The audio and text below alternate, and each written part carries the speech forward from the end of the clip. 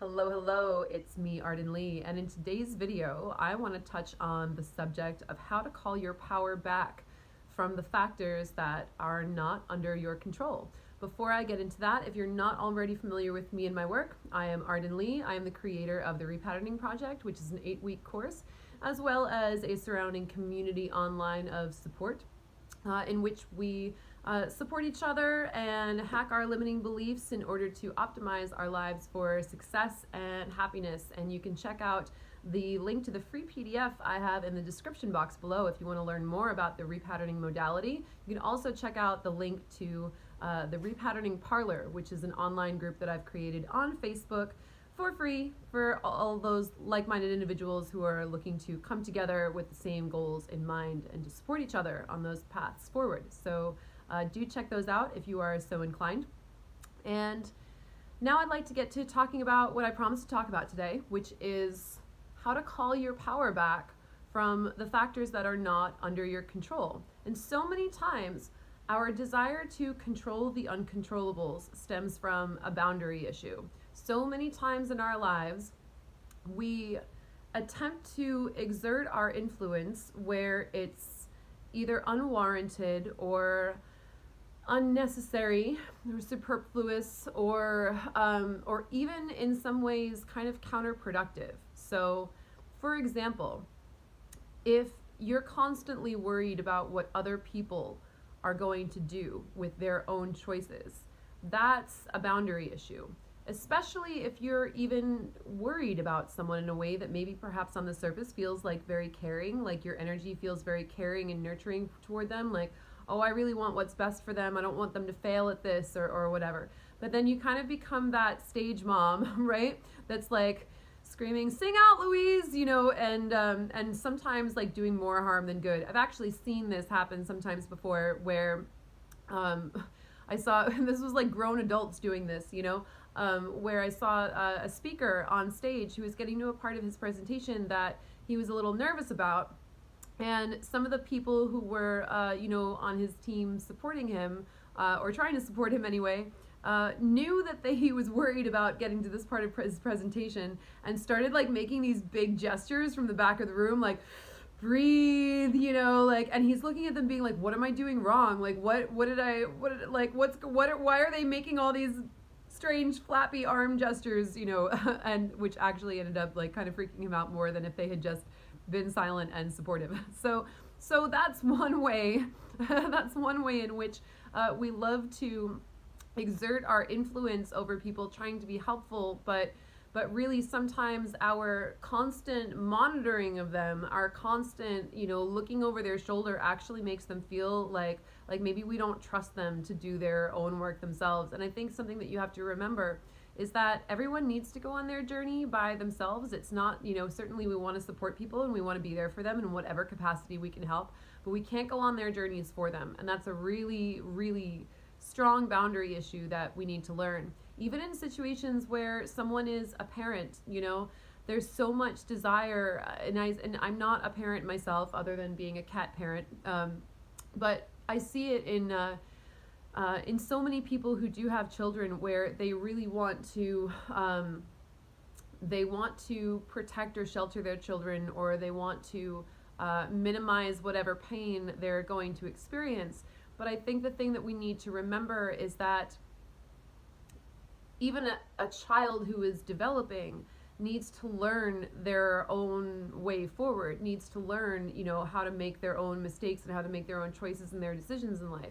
So it's one of those things where if we're spending too much of our power worrying about another person, no matter how close they may be to us and how responsible we may feel that we are for them, there's always a line where it gets to the point where we're investing so much of our own energy and our own power into things that we can't control, and then we forget to look at the things that we can control, So how many people with children do I see, coming to me or to other friends or whatever, worrying and doing all this processing about what their kids are doing and what they're doing for them or whatever, when maybe that energy might be better served just actually going to, that child themselves and saying, hey, I see what you're going through. I'm here for you. Please let me know if there's anything you need, you know. And again, as I said, I'm not a parent, so I'm not speaking to situations in which a child is actually putting themselves in danger. You know, I'm speaking to the normal kind of growth processes of being a teenager and feeling all those normal feelings that come up. Of course,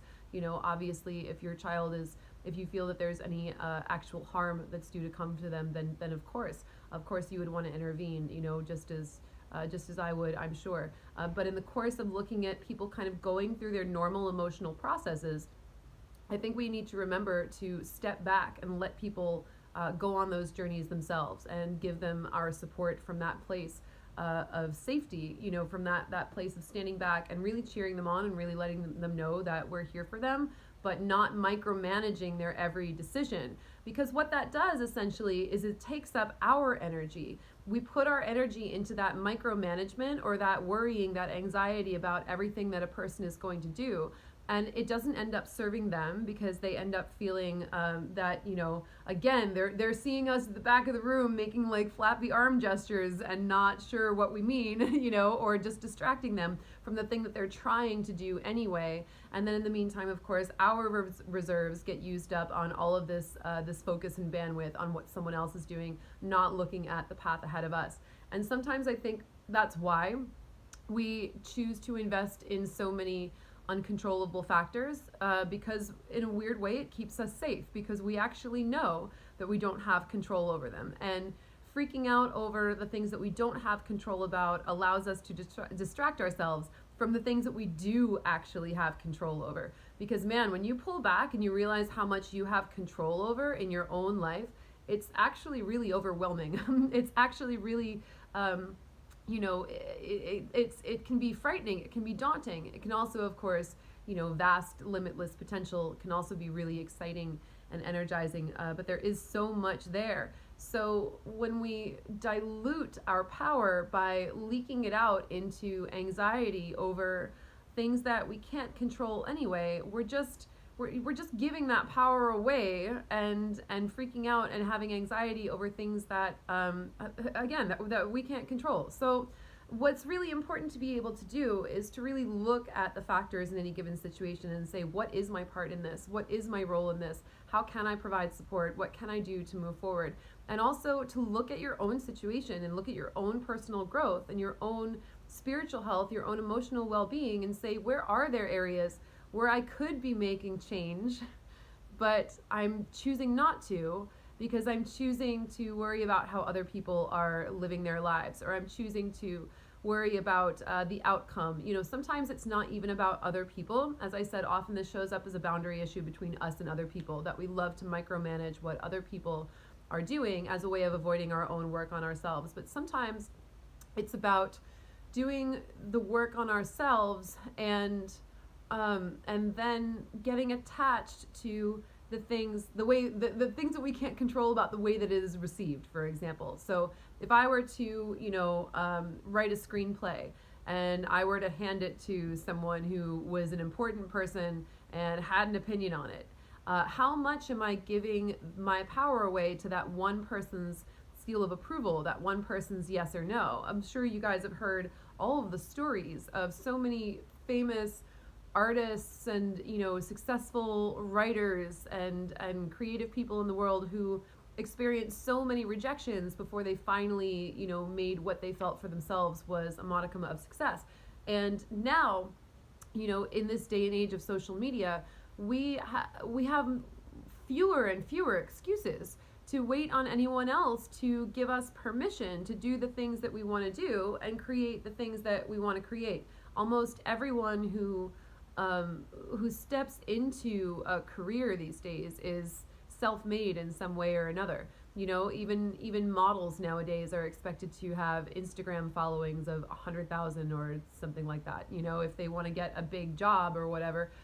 Now even industries who used to be the ones who were making other people are looking for people who have made themselves. So understand that your value, your ability to bring all of that power back into yourself, to create the things that you want to create, to do the healing on yourself that is necessary for you to move forward and create the things that you want to create. In order to do all of that, you really have to let go of other people's perceptions and of other people's journeys, and even in many ways of other people's relationships to their own well-being, which are 100% their business to solve. And as a kind person and a loving friend, of course you can support them, and of course you can go out of your way to show them that you're here for them if they need you. But ultimately, having that degree of detachment from whether they choose to take you up on that or not, and having that degree of detachment from, the results that your work is getting you, in the immediate, looking at it more scientifically, rather than worrying about,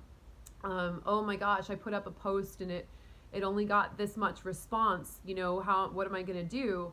Well, look at the factors that you can control and say, well, maybe I can start writing different kinds of content, and I'll put a bunch of stuff out there and I'll see what people like best. I'll see what starts sticking. That's what so many business coaches are advising to do nowadays. Anyway, hi Virgil, is to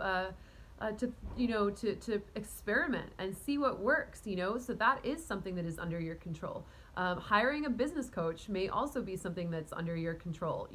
Having the money to hire a business coach is something that can ultimately be under your control. Even if you feel like it's not right now, you can also, learning how to go on the internet and learning some quick tips for, making more money at your side hustle and setting that money aside. That's something that's under your control. The success of what you put out there is only under your control to the extent that what you put out there is under your control to begin with. So look at all of those spaces where you are attaching too strongly to the outcomes of other people's perceptions, whether it's other people that you care about because you love them, or whether it's other people that you care about because you care about their perceptions of what you're doing. And look at all those spaces where you can call back that energy into your center and use it for more creative power, which is going to propel you further. Look at all of the things that you can control. Look at all the things that are under your domain, and ask yourself why you're spending so much time having anxiety about the things that are not. So I know for me, when I started doing that, my life started getting a whole lot better. And I also realized when I started doing it why I put it off for so long, because it really is overwhelming sometimes looking at all the areas of our lives over which we actually do have control. The time I get up in the morning is under my control. What I do with my day is under my control. The way that what food I order or cook for myself is under control. The way that I keep my environment is under my control. The way that I choose to spend my time is under my control. The relationships that I get into are under my control, And for so long, it was so much easier to say, no, these things are not under my control.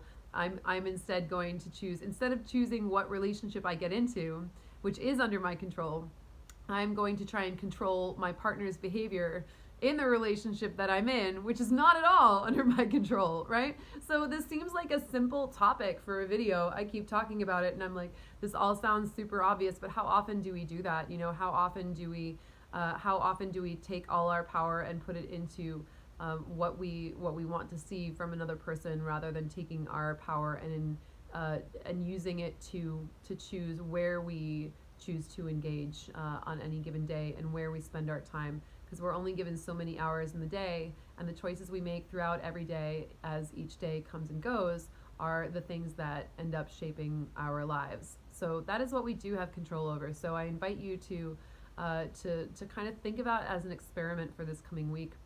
Really look at the places where you have more control than you think you do. So call your power back. Thank you everyone for listening, and I hope this was helpful.